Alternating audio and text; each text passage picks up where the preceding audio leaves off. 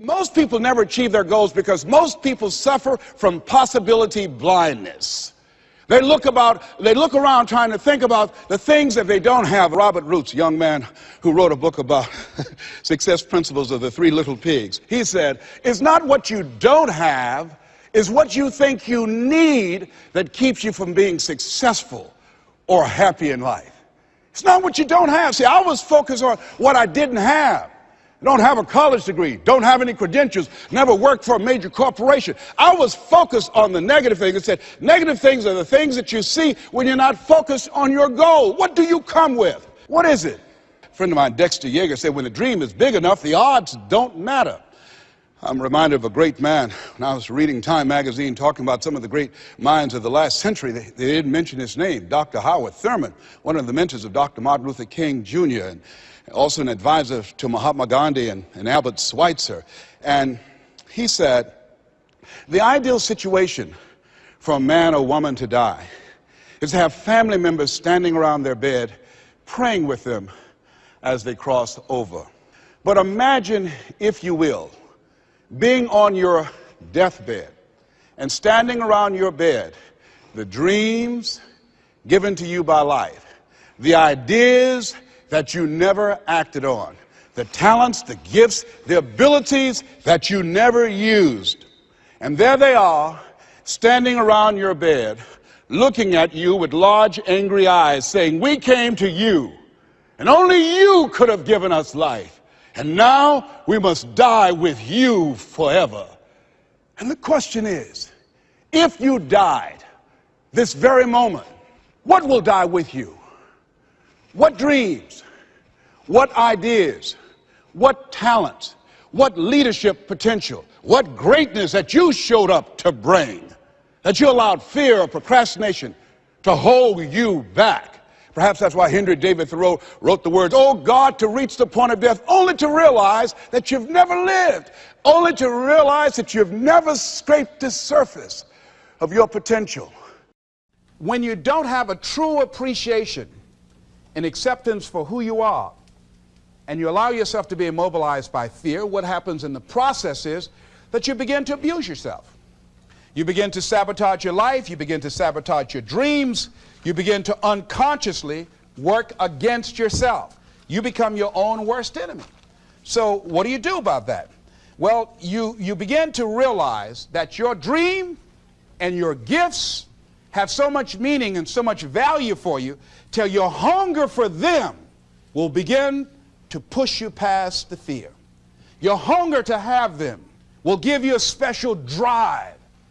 As you work on yourself, as you begin to acknowledge your true identity, the true power that you have, the true capacity you have to bring about change, the miracle working power that you have within yourself to do the things that you want to do. When you take them on, I'm reminded of a man who, this gentleman was doing a special study of a special tribe in Africa, headhunters. And he had difficulty in developing a relationship with these tribesmen because of the fact that he had fear. He had fear they were going to take his head. So he worked there for a long time with no effort, no progress in developing a relationship and rapport and being able to achieve a level of trust. So finally one night while he was in bed, he was thinking about it. I said, what is it that you came here to do? What is your life work as a missionary? He said, I wanted to study these tribesmen. I said, what's the worst thing that they can do to you? Kill you. And he just decided, hey, this is what I came here to do. I know that there's some risk involved, and I'm going to do it, come what may. He said, I'm not going to be afraid anymore. He went back the next day, and he started doing the work and trying to talk to and interview many of the members of this tribe. And they began to respond to him. They threw out the welcome mat to him. And years later, when people came to see what his progress was, they asked him, how were you able to do this? How did you convert the relationship from being hostile to that of being positive? And he said something I think has value for all of us. He said, when life can no longer threaten you with death, he said, what else is there? And the majority of the fears that we have are not life or death fears. They're not those kind of fears. But through our imagination, we blow them out of proportion and we give them more power than they actually have or deserve, and we permit them to govern our lives. We permit them to determine how far we can stretch out on our dreams and discovering our stuff. And as we begin to look at ourselves and begin to, wait a minute, just getting to the point as you assess yourself and begin to prove yourself and just say, wait, hold a minute. I've been sweating this out. What's the worst thing that can happen to me on this? Will it kill me? Will I die? Why am I going through all of these changes over this? How much power does this really have? And am I the one that's feeding the power into it? See, a lot of times we allow ourselves to be fed and to be programmed into being afraid. I mean, you watch the news and read the newspaper, you'll be scared to come out the house. Am I right? You'd be afraid. So what kinds of things, what kinds of thoughts are you feeding your consciousness? What kind of things are you putting in your mind that will enable you to either move forward or to justify why you're staying where you are? I remember when I ran for state representative in Columbus, Ohio. And I had a lot of people telling me, and you got to watch not only the conversation within, but the conversation without. Telling me, Les, you can't possibly win. You can't do that. And I went down to the legislature and I saw myself. I knew what I wanted. I saw myself in the chair. I pointed out the chair that I wanted. I used to go and sit up in the galleries and watch the legislative process. I used to go to the committee meetings and listen to legislation being introduced. I learned how to write legislation, how to amend legislation. I started thinking like a legislator, got up every day dressing, thinking like that, selling myself on it, seeing myself in the legislature. Mr. Speaker, I'm the gentleman from the 29th House District. I'd like to introduce a bill. I went in the legislature, walked around. I had the experience of it. And when I ran and won against overwhelming odds, they were shocked. I won the election even before it was held because I was living it in my mind. You want to see yourself beyond your circumstances. You got a challenge, see yourself beyond your challenge. See yourself with the challenge already resolved. And knowing that all is well, seeing yourself in control and in charge of your destiny, being healthy and happy.